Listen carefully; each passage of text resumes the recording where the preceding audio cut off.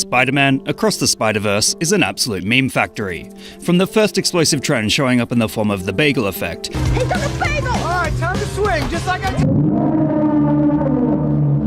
to Miles Morales rizzes himself up, to maybe you should get off that kid's I'm sorry, what? to I'm gonna crease your J's, Spider-Man, to well, that was another easy adventure for Spider-Man, to canon events, to I respect every single Spider-Man in here, to thousands of other miscellaneous memes referencing the film. There's no doubt it's living up to its predecessor in terms of quote-worthy moments and shareable screen grabs. Seriously, each of the memes I mentioned prior have become so big they deserve their own videos, though if I were to discuss each one, I wouldn't possibly be able to keep up with the rate that they are popping out. Hence, this video will simply discuss the effect the Spider-Verse films have had on digital culture at large. So what is it about the Spider-Verse that has the attention of so many digital artists? Well, just as the first movie, Spider-Man Into the Spider-Verse, spawned memes for years after its release in 2018, even to the point where the Prowler theme can still be seen in 2023, it's quite clear the film's vision and direction were made with a new generation in mind. And, to be frank, these movies just look a whole lot more visually interesting than other Spider-Man iterations. That being said, the whole Spider-Verse concept arguably first appeared outside of comics in the 2010 game Shattered Dimensions, which received favourable reviews and laid the foundations for many of the characters we see in the films and comics today. I am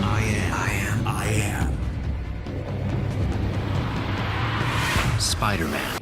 And it's worth noting Miles Morales first appeared in a 2011 release of Ultimate Fallout, wherein he is required to take up the web-slinging mantle. However, due to the films he stars in, he's quickly become one of the most recognisable and popular heroes for the latest generation, and rightly so. Don't get me wrong, I absolutely love the other films. Tobey Maguire's rendition is always my favourite, and his representation in the Bully Maguire memes indicates this is the case for many others. But the Miles Morales arc, initially based on the 2014 to 2015 comic book event, has something many of the other majorly popular films do not.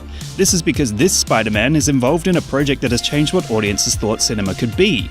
The animation and art direction of the Spider-Verse films is like nothing we've ever seen prior to 2018. At least, other movies that tried to emulate that comic book style either ended up playing it too safe, or take it to a point where it becomes the tackiest part of the visual experience. Or, filmmakers go squarely for live-action adaptations, again, often playing it safe to try and appeal to the largest market demographics possible. Tom Holland makes for a great Spider-Man, but his appearances feel less fresh and inspired. Point is, it's rare for filmmakers to pay homage to comic source material, usually because they are not coming from a space of love and immersion in that medium, and it's normally only stories that are lifted, not aesthetic styles. In this instance, the Spider-Verse references to comic books have become a method of abstract storytelling that their animators are able to take advantage of, and really work into a fluid and dynamic piece of art, and this keeps audiences invested via fresh visual language. Perhaps the only criticism that can be levelled towards the latest Spider-Verse film is that it's being cut into two halves, and cynically speaking, this may be done to generate more revenue from fans. Call me old-fashioned, but I like it when movies, end. However, they got damn lucky the first half is such a good movie, because after I saw it I wanted more, and not just because it ended on a massive cliffhanger. This bridge between comic and film was once assured to be impossible, but here we are, and screenwriters Phil Lord and Christopher Miller, responsible for hits like Cloudy with a Chance of Meatballs and the Lego Movie, have absolutely blown the doors open between the two mediums. They've managed to produce and write a compelling story accompanied by incredible voice acting, mind-bending aesthetics, and perfect comedic timing, all components desperately required to pull off major inspiration for meme creators. Of course, Across the Spider-Verse is fully aware of the effect it has on the internet. One of the biggest and most aesthetic moments is the reference to the classic Spider-Man pointing to himself memes, which takes place with every single Spider-Man in the multiverse pointing at each other at exactly the same time.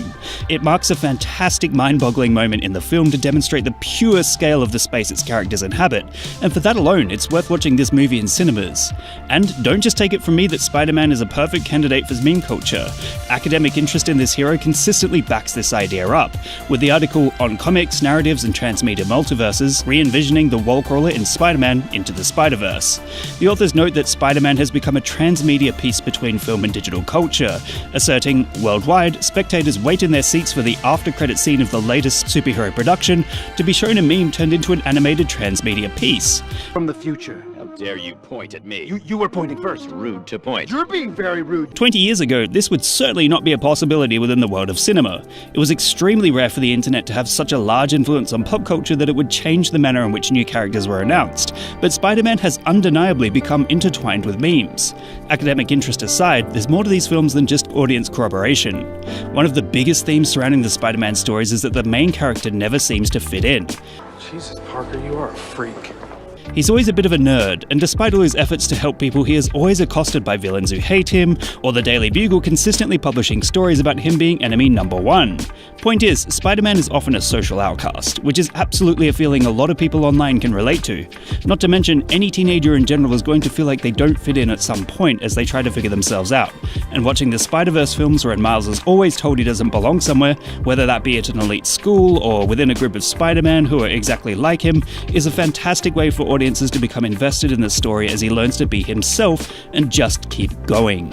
Spider-Man is one of the most popular heroes in the world for good reason. He struggles with relationships, he has gone through momentous trauma and grief at a young age, and he always strives to help others even when they treat him like garbage. That's an ideal anyone can look up to, as he embodies complex feelings and processes highly relatable to children and adults. Ultimately, these movies are tackling human relationships and what it means to lose or create them, making for a good story even without all the fantastical shtick, which again makes them brilliant candidates for meme culture assimilation. Plus, the Spider-Verse films clearly set off a wave of multiverse content considering how popular the idea is, leading to multiverse becoming something of a genre from the mid-2010s to 2020s in the film industry, although of course it already was so in books, comics, TV shows and video games beforehand. It's just that right now, multiverse has become more of a mainstream concept. This effect could not be more personified by the release of No Way Home, wherein screenwriters Eric Summers and Chris McKenna directly confirmed this fact by pulling in Tobey Maguire and Andrew Garfield to link up with Tom Holland, as well as previous villains played by Willem Dafoe and Alfred Molina, tapping into the live-action Spider-Verse. This live-action iteration also notably took on the pointing Spider-Man meme, perhaps foreshadowing the fact that massive studios are now willing to publicly recognize the effect meme culture has had on prolonging the shelf life of their films. It's also worth mentioning, Across the Spider-Verse takes the relatability factor to Spider-Man and turns it up to 11 through the utilization of the multiverse. It's not just a vehicle to show cool heroes in different dimensions doing awesome shit, it's also a way for viewers to insert themselves in the story. Spider-Gwen becomes an insert for girls, Pavitra Prabhakar becomes a self-insert for those living in India, and so on. The potential is endless for international appeal with this story. In short, Spider-Verse films have become gigantic meme factories, churning out inspiration for artists at blinding speed, as the weeks after the latest film's release have become a free-for-all for unending references and audience participation in the form of artistic callbacks. Naturally, the first Spider-Verse film won an Oscar for Best Animated Feature in 2019, cementing it as both a critically acclaimed piece and fan favorite, and I wouldn't be surprised if Across the Spider-Verse were to receive the same honor. What meme would you guys like me to give a lesson in next? Let me know in the comments below. And remember, like and subscribe!